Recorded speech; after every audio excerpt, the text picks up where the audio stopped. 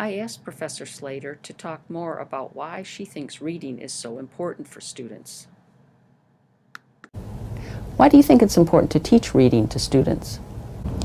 Nowadays, with the internet, being able to read in one's first language anywhere in the world is much easier.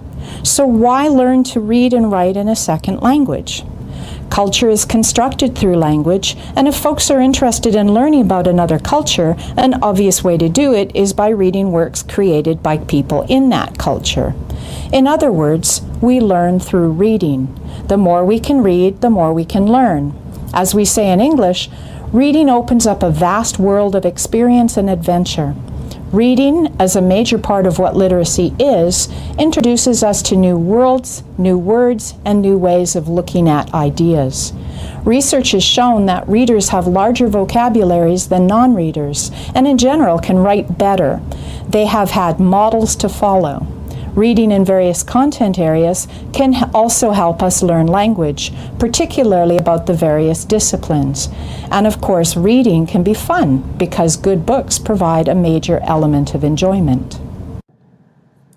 Professor Slater identified several reasons that reading is so important.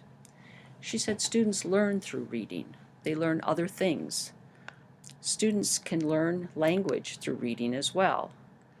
They have the opportunity to see the language in use when they read. Also, because they see the language in use, it helps them to write better if they read. Students also can have fun reading, and if they're having fun, they may continue reading. Students can also become informed world citizens by reading. We saw the example of the Voice of America website.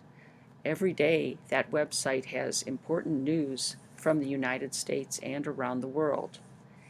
Students who read that website can learn about what's happening in the United States, for example.